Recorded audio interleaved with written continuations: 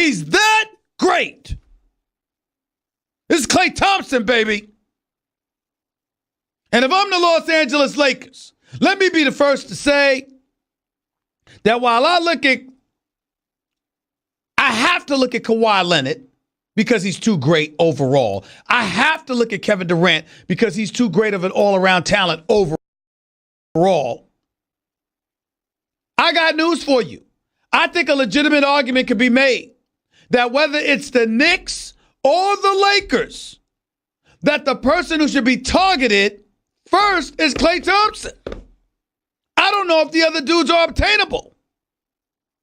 I personally believe that Kawhi Leonard is going to the Clippers. And I'm scared to death if he ends up going to Brooklyn, because then that means the Knicks are toast. I can't see them getting a Klay Thompson because guess what? If you're in Northern California winning championships with Steph Curry as your sidekick, why the hell would you go to the Knicks? Particularly when you're a talent that needs help because you're not somebody that's a number one option. But if I'm Klay Thompson and LeBron James is in L.A., and I'm Magic Johnson and Rob Pelinka, and I have an opportunity to compromise the Golden State Warriors by taking away Klay Thompson and getting him on a Lakers franchise where his daddy once donned that uniform, I'm going to go for that. And I got something else to tell all of y'all. I've said it on several occasions, and I'll say it again. There is nothing that I find to be more blasphemous than a lack of praise and love and adulation we have been willing to accord to Klay Thompson when you consider the fact that us right here at ESPN, his daddy works here. Does an outstanding job as a radio host, 710 ESPN LA. Right here in LA, right there in LA. You got Michael Thompson, who, by the way, helped the Lakers win championships. That's his son. He ain't some damn distant relative, some second or third cousin from your stepbrother or somebody. I'm making fun because that's what Jamie Foxx, known as Cleveland A. Smith, calls me. You my twin on my stepfather's side. Hilarious. That's where that came from. But in all seriousness, you Michael Thompson, you work for ESPN. How is this man's son not far more recognized? I don't say it enough. I mean, I literally have in my mind Klay Thompson wondering whether or not, is he a better shooter than Ray Allen? Is he a better shooter than Reggie Miller? He might be number 2 all time behind Steph Curry. I know Kyle Korver's a great shooter. I know Steve Kerr was great. I know John Paxson was great. But they needed a little bit more help than Klay Thompson. Ray Allen is the smooth stroke out of UConn. And then in Milwaukee and Seattle. I mean, all of these places. Ray Allen was special. Reggie Miller, nothing but love for my brother. But Klay Thompson might be the second greatest shooter in NBA history. It needs to be a discussion. Can we definitively omit that possibility? I don't think we can. And when you have that kind of shooter, and you're in Los Angeles where everybody's clamoring for LeBron James to get help and alluding to Klay Thompson being one of those guys, for him to put on that kind of show where he ended up hitting 17 of his 20 shots from the field, 10 straight three-pointers, finishing with 44 points in a rout. I mean, this was a 10-point game at halftime. And before I had an opportunity to pass gas, the Lakers were down by 30. Poor LeBron James sitting on a bench with some no-name I don't even recognize trying to talk to him. Not recognizing that the star who can't play yet ain't interested in talking to you when the team is down by 30. With Klay Thompson pulling up from 30. Why want to talk to you? You can't make this up. And I'll tell you something else, and I'm going to go a step further. Y'all can say what y'all want. Y'all can call me all types of crazy. This is one of the other reasons why, if you're the Lakers, you need to trade Brandon Ingram for some equitable assets and then add Carmelo Anthony to the roster on a minimum wage salary. Y'all are just dismissing Carmelo Anthony. I'm not doing that. He has lost a step. He is not what he used to be. He's not the career 24-point per game scorer. I get all of that. I understand it. But you can't tell me that with Carmelo Anthony on the same court as LeBron James, getting him open shots, that Carmelo Anthony can't average 15 a night for you on about 44% shooting. I know he shot 40% over the last 2 years. I know he was shooting at 30% a clip from three-point range. I know it hasn't been quite impressive. I know he's lost a step. But I think you have to consider the systems that he was in and the fact that he's not what he used to be. If anybody can make up for that, it's LeBron James. How many times have we seen LeBron James make people look greater? What are the Cleveland Cavaliers now without LeBron James? Last year they were in the finals. How did Tristan Thompson and the rest of the crew look with LeBron James? How do they look without him? I think these are things you have to pay attention to. And I don't think it can be summarily dismissed. And I don't think for 1 second that you can dismiss what LeBron James could do and, more importantly, would want to do for Carmelo Anthony. LeBron James went to the Lakers to speak up on Melo's behalf because he knows that Melo got screwed over by the Houston Rockets. This is not casting aspersions on Daryl Morey or Mike D'Antoni or anything like that. I have profound respect for those guys, especially Daryl Morey. I'm simply saying when I say the word screwed over, as incendiary as that may sound, here's all I mean by that. D'Antoni never really wanted Melo. Melo never really had a chance in Houston. He's boys with Chris Paul. He and Chris Paul are actually tighter than both of them are with D-Wade and LeBron. Because D-Wade and LeBron is their own clique. Melo and CP3 are their own clique, even though the four of them are all friends. And in Chris Paul's case, it's godfather to LeBron's children. I mean, these are brothers. So I'm not trying to dismiss that. I'm simply saying that as tight as D-Wade and LeBron are, CP3 and Melo are. Did the Houston Rockets consult with consult with CP3 before letting Melo go? No, they didn't care. Which to me speaks to Chris Paul needing to get healthy and going out there and performing so he can have the cachet his greatness warrants. But your greatness don't mean a damn thing if you're not available to display it. And that's his problem. In the case of Melo, let's face reality. Let's look at it for what it is. Melo is a guy, two things you could criticize Melo for. The money appeared more important than winning at times because clearly he went after the money. Denver first, then New York, then after. He should have been a member of the Big Three. It was never supposed to be Bosh. I've told y'all this many times. It was never supposed to be Bosh. It was supposed to be D-Wade, LeBron, and Melo.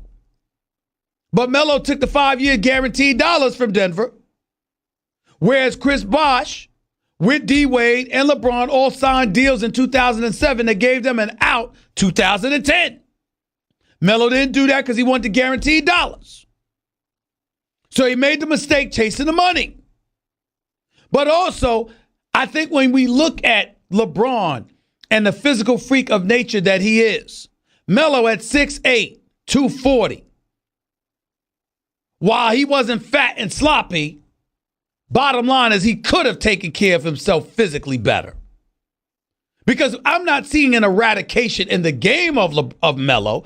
I'm seeing Melo not be in the same physical specimen that he once was because he didn't take better care of his body. That combining with the transition that we've been witnessing with the game and his willingness to hold the basketball and go one-on-one ISO, I think has compromised his success. And I think Melo is at a stage of point right now where two places are ideal for him. Philadelphia, because Jimmy Butler and Joel Embiid, and to a significantly lesser degree, J.J. Redick, needs another person that can shoot the perimeter shot for them because Ben Simmons ain't going to do that for you. That's the one thing he's not going to do for you. Ben Simmons is the second coming of LeBron in the making. He is special. I love Ben Simmons, but he doesn't shoot and can't shoot perimeter shots yet. So you need an additional shooter in Philadelphia. But I'm told Philadelphia, it wasn't really, at least weeks ago, they weren't interested in Melo. I don't know if that's changed. Even though I was at the game last night and didn't speak to them about that, I don't know if that's changed, but weeks ago they weren't interested in Melo. LA is a different ball game because LeBron, having told Melo he needs to be in shape and ready to go if and when called upon, still has to convince Magic and Pelinka to do it. It's not so much that LeBron, from what I'm told, desperately wants Melo in LA. It's that he believes Melo got screwed over in Houston and wants to salvage his reputation and beyond in LA, and is willing to help him do that so long as Melo's willing to put in the necessary work to make that happen. Any way you slice it, I'm here to tell y'all, don't come to me talking to me like Melo is some scrub. Melo is not a number one option. Melo cannot carry the load anymore because he didn't take as good of a care of himself physically as he should have. But Melo can still play. Melo can still ball. Melo can still score. A couple of games this year, of the 10 games that he played in Houston, I think he scored over 20 like 4 of those games. A couple of games he had over 25. I'm sorry. If you a scrub, you can't do that. So if he were in L.A. with LeBron playing with him, LeBron's going to get him open shots. Don't tell me that Melo can't make some of them. I don't believe that. I believe that Melo can come to L.A., average 15 points a game, and contribute to the Los Angeles Lakers. And I actually think he's a better fit than Brandon Ingram, even though Brandon Ingram is no scrub. He's considerably younger, obviously with a stronger upside because of it. I just don't think L.A. is the ideal situation for Brandon Ingram. LeBron needs shooters. Josh Hart, Kuzma, Melo, people like that. That's what he needs. To pair with the Stevensons and Rondos and Tyson Chandlers. Zubac to center. Zubac can play. I like him. But you need another shooter. And I think Rob Pelinka and Magic should get him, Melo, and I think that would be Melo's very last chance. If it doesn't work out for Melo in L.A., Melo needs to retire. But I don't think he's there yet. I believe enough in Melo. What about you? 888-SAY-ESPN. It's 888-729-3776. I'm telling you right now, of course Durant and Kawhi Leonard are better. But I'm looking at Klay Thompson. Could you imagine Klay Thompson with LeBron?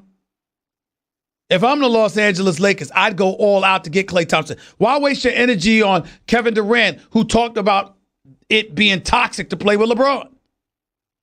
Why waste your energy pursuing Kawhi Leonard when he don't want the glitz and the glamour? He either wants a whole country at his disposal being the number one option in Toronto, or he's willing to go to the Clippers. Why waste your time with Kawhi? If I'm the Los Angeles Lakers, I go after Kawhi. If I'm the New York Knicks, I'm wondering what the hell are my options. Because from everything I'm hearing, you ain't going to get KD, you ain't going to get Kawhi, you ain't going to get Klay. Kyrie Irving, you might have to, overpay and give him the super max, you give him the max. But from what I'm being told, he doesn't want to leave Boston. And oh, by the way, I'm looking at Brooklyn, who blew out Sacramento by 29 last night. They're 2 games over 500. LA, I got a very interesting question for y'all. How you feeling about D'Angelo Russell?